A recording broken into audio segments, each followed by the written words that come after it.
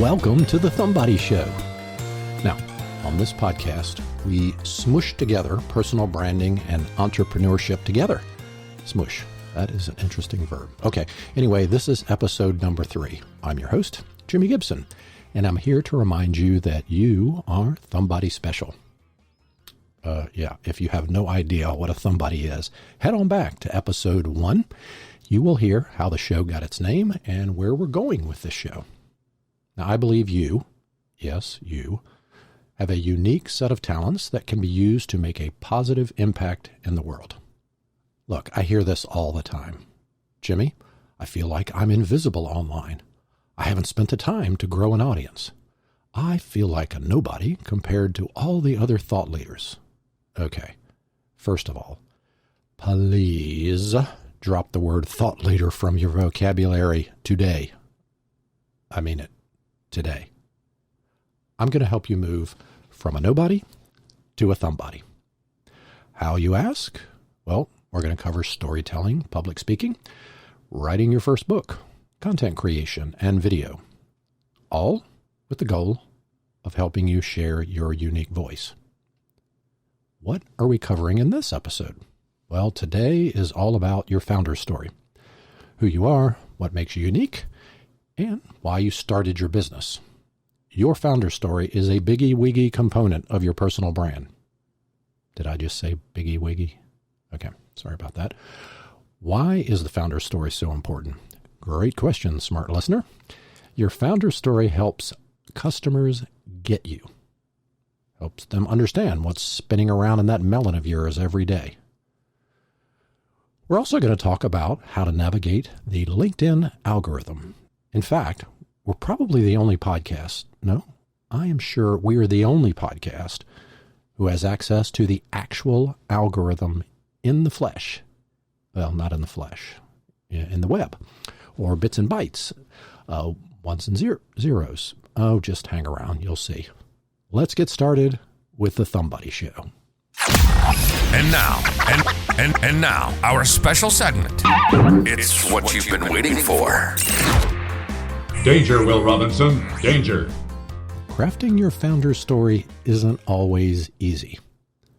That's why I grabbed Kindra Hall's book, Stories That Stick, for some help on how to write one that doesn't sound like a snooze fest. I actually gave a brief review of the book in episode number 2. So here's the deal. A well-crafted founder story is worth your time and effort. I know.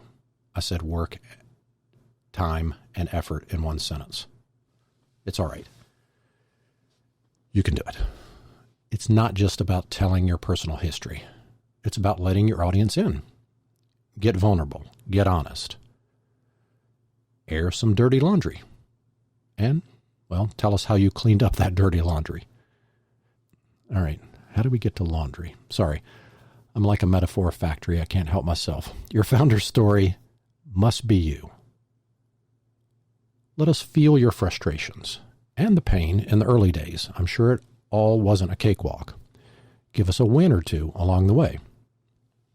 All right, so why is the founder story so important? Well, it's going to help you stand out from all the other boilerplate mission and vision statements. It humanizes you. I'm guessing you're not the only entrepreneur competing for attention. Yes? Give me a maybe? You must. That's M-U-S-T. Have a clear and interesting message that sets you apart. Your founder story is a key part of that message. And a founder story is also vital because it helps you clarify your own vision and goals. What? 2 for the price of 1? The founder story BOGO deal?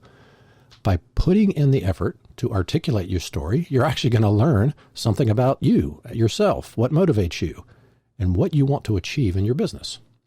Look, if you don't know what your business is about and where you're going, you will not, N-O-T, I don't know why I got off on spelling, you will not be able to make an informed decision and stay focused on your long-term goals.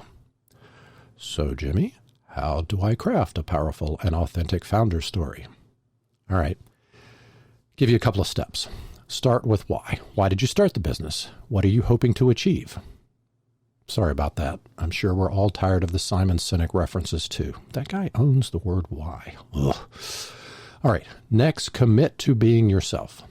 This show is the Thumbody Show because I firmly believe there is no one quite like you. You are as unique as your thumbprint. Oh, now I get it. Stick with me, people. Finally, make sure your founder's story is well told. Ever been at a business conference where they go around the room and they ask, who are you and what do you do? You've got 60 seconds. There's that one person that rambles on for 5 minutes, oblivious to the eye rolls and phone checking. I mean, really, bless their heart.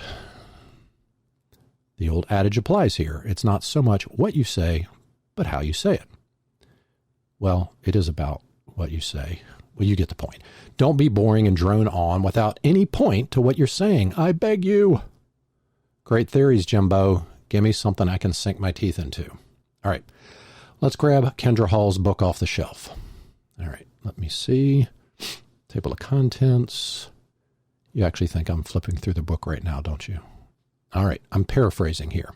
The 4 components of a great story that Kindra Hall identifies in her book, Stories That Stick, are 1. Identifiable characters.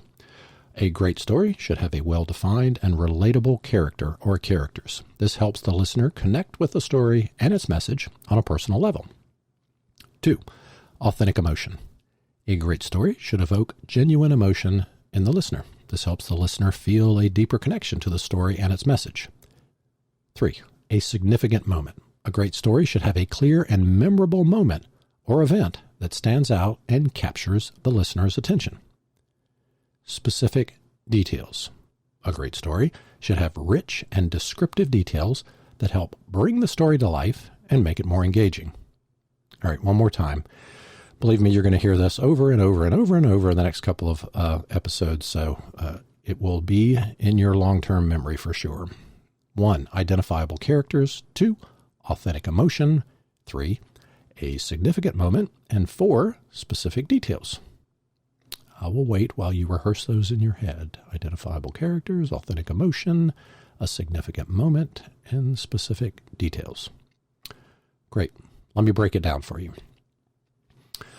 Identifiable characters. So, as part of a founder's story, that would be you. Share your personal journey and the challenges you faced. Help your audience relate to you. Understand what motivates you. I mean, there's got to be some reason you're passionate about doing what you're doing. If not, you got to pick something else. There may be some people that you met along the way, good or bad. They can be part of your cast of characters too.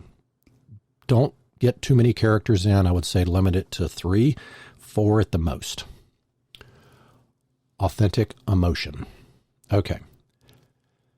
Short of an ugly cry or a maniacal laugh, you need to let them have something of you, your passion, enthusiasm for your business, and its mission needs to come out in some heartfelt adjectives. Look, a stone-faced cliched drivel like, I realized there was more to life than the 9 to 5, and my leadership acumen could be pivoted into a thought leader pursuit. No. We banned thought leadership at the beginning of the show. Now, please don't take it to the edge of a therapy session either. Try out a few versions on family and friends. Watch their face. You'll know when you nailed it. Significant moment. This might be a key turning point or decision that helped shape your business. Could be, moment of inspiration, moment of challenge, or any other memorable event that stands out in your journey. 5 seconds. Remember that. Significant moment, 5 seconds. This moment happened in 5 seconds. Not, back in 2006, I felt the tide was turning.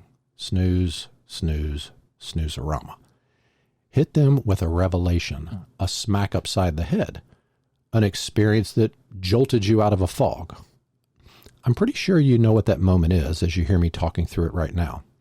Capture the time, the place, the thoughts that were spinning through your noggin at the time. Okay, 5 seconds, significant moment. Remember that. Specific details. Bring it to life. Make it more engaging. Use descriptive language and paint a vivid picture of your journey.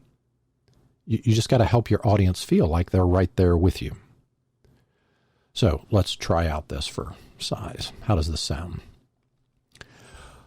I was penniless and wondered where my next paycheck was coming from. What was I to do? I needed a plan of action to make some real dough. Really? That's what you got? That's bringing it to life? Basically, I've summarized a few key things that are going to show up in this next version, so listen to the difference. You want to show, not tell. So on the previous one, I was penniless and wondered where my next paycheck was coming from. What was I to do? I needed a plan of action to make some real dough. Okay, that's really bad. Let's try this. Yeah, it was Saturday about 7 p.m. I really thought I was going to treat myself to some seafood at the Angry Fisherman. Yep, bad name, great oysters. I decided against it. I pulled into the Piggly Wiggly, another bad name, but affordable groceries. I was hungry, and you know that's always a bad time to go shopping for food. Aware of the danger, I stayed out of the bakery. I do not need a cinnamon bun for dinner. I do not need a cinnamon bun for dinner. I made my way around the store, 11 items in my cart. Look, I'm just going to avoid the embarrassment of 10 items and underline. I cannot bear the evil eye from the gray hairs behind me. As the cashier is ringing me out, I am sitting there daydreaming about the fact that I finally get to sleep late in the morning. The cashier leans in. Sir, your card was declined. Instantly, my chest tightens and a warm prickle forms on the back of my neck. Do you have another card? I don't. I'd sworn off credit cards 2 years before because of some serious debt, and I was proud I finally had that monkey off my back. This was my debit card. I can put the food back. No, sir, we can do that for you. It's okay. I've got it. As I retraced my steps and unloaded the cart, I vowed that I would never be in this situation again. Oh, great. Now I've got to walk past the bakery. This is going to sound really stupid, but that cinnamon bun right now seems even farther away than those oysters I wanted tonight. Okay, it took a while to get there, but I'm sure there were parts of the story that you could picture. What details stood out to you? Why was this a much better version than the first version? All right, the first version really wasn't based in reality. It was just a poor acting job of trying to manufacture a down-and-out story. The second version, that actually happened to me. I can still remember the details. Actually, I just watched the movie in my head and described the scene. So, what story is spinning around in your head right now? Here are a few tips to get you started. You're just going to sit there and reflect on your journey. I don't know, pick a quiet place, close your eyes, grab your favorite hot beverage or cold beverage. Start by thinking about the events and the people and the experiences that inspired you to start your company. What was that aha moment that made you realize this was something you had to do? What challenges did you face? Again, put yourself in the scene as if you're watching a movie. Write down the emotions. I mean, it might just come in little blips. You're going to have to fill in the blanks. If you don't remember every single little detail, you can probably guess what the scene looked like. You're going to identify key characters. Focus on the people who played a significant role. Who was there along the way? I don't know, co-founders, mentors, customers. Again, 3 is a good number. It's hard for people to keep track of more than 3. So in my story, it was basically me and the cashier. Those were the identifiable characters. We've all been in that situation. Not that exact situation, but we've all been to the grocery store. Okay, you get the point. Be specific. Include memorable meetings or conversations. Again, a breakthrough moment, a key decision. Don't be general. Keep the audience in mind. Think about what they're going to find most interesting, inspiring. You just have to know your crowd. And probably the most important one is just start writing. once you have a general idea of what you want to say, just start writing. Look, a rough draft should be a miserable mess, but it gets you on the page. You're going to revise and refine it until you're happy with the final version. Don't be afraid to be creative, vulnerable, and share your unique perspective. Remember, you're a Thumbody. So, let me just give you an example of how you could use the 4 components of a great story to create a compelling founder story for, let's say, a communications coach. Identifiable characters. Again, you're the protagonist of your founder story. You are the main identifiable character. You can use your own experiences and personality to help audience relate to you and understand what motivates you. For example, you might talk about your challenging childhood in a rural area and how you struggled to find your place in the world. Authentic emotion.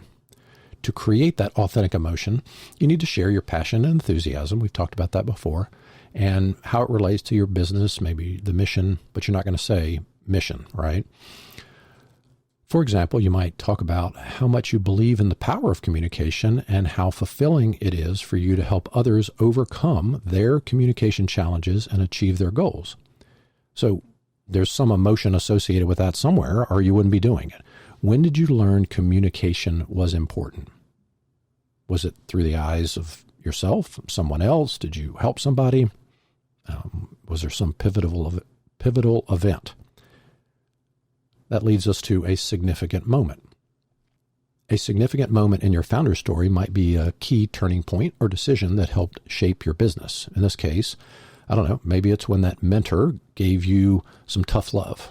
Maybe you lost a big sale, blew an important deal.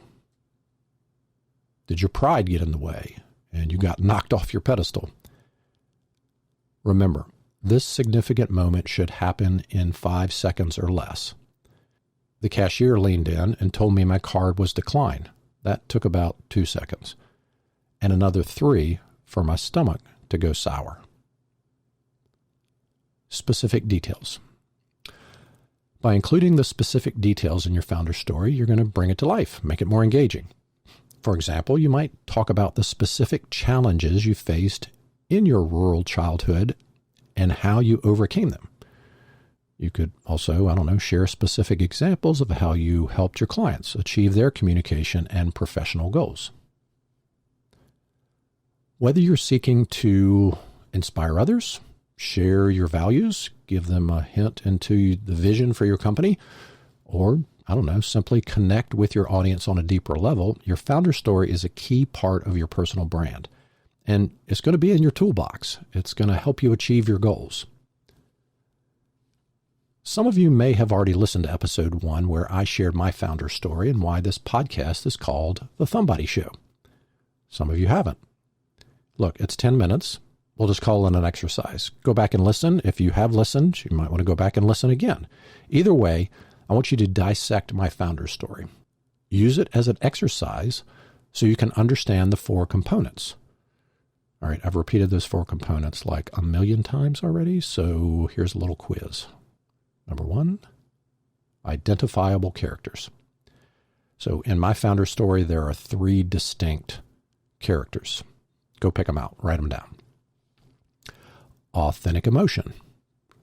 I think there's multiple areas of authentic emotion, but go ahead and pick out a few examples that resonate with you when you listen to that. Again, a significant moment. Yep, there's one you can pinpoint. It might be slightly over the 5-second rule, but it's very close. And actually that moment sets a life in motion. So I'll be curious what you write down. Specific details. Can you see the scene? Are there enough details? Too many details. Sometimes following a framework, though, isn't enough to get you started. Would you like a few samples of a founder story? If you would like a sample of a founder story and some other tools, I'm going to ask you to go sign up for the Thumbody Club by going to imthumbody.com. Obviously, you're not going to use the apostrophe, just I am Thumbody. That's 1B, THUMBODY.com, imthumbody.com. little cheat, you can look at the graphic on the podcast graphic there for the show. Look, you're going to receive some free stuff. You're going to have access to super secret resources throughout the year. And as we go through the various episodes, I'm going to give you some of these resources. And I'll tell you, without your membership card and the Thumbody Club, you will not be able to get those resources. So just a little bit of an enticement. As a special gift to all Thumbodies out there, I'm going to include links to a free template for the founder story in the show notes. You're actually going to have to decode what that is. It's my gift to you. If you want all these resources, find the show notes for this episode on my website at jimigibson.com, JIMIGIBSON.com. You'll see a secret code at the bottom of the show notes. You'll have to use your decoder on the back of your Thumbody Club membership card to unlock the resources. So, you've got a draft of your founder story completed. Where do you put it? Well, perhaps you have an About Me page on your website. It's probably time for a refresh. I'd say the first place where your founder story is a perfect fit would be the About section of your LinkedIn profile. Including a founder story in your LinkedIn About section can help separate you from other professionals who may have generic or dull About sections. If you use your founder story, it can also help your LinkedIn profile pull people in. Show them that you're just more than a name and a job title. Most professionals, let's face it, use LinkedIn About section to brag about themselves. It's a competition as to who can accumulate the highest number of impressive job titles and fancy degrees. Let's be real. How many times can you read about someone's proven track record of success before your eyes start to roll back in your head? That's where the founder story comes in. A founder story allows you to share your unique journey, values, purpose in a way that helps your audience know more about you, why your business is special, and saves them from having to read yet another self-congratulatory paragraph about someone's, quote, exceptional leadership skills. In today's episode, we've actually got a special feature for you.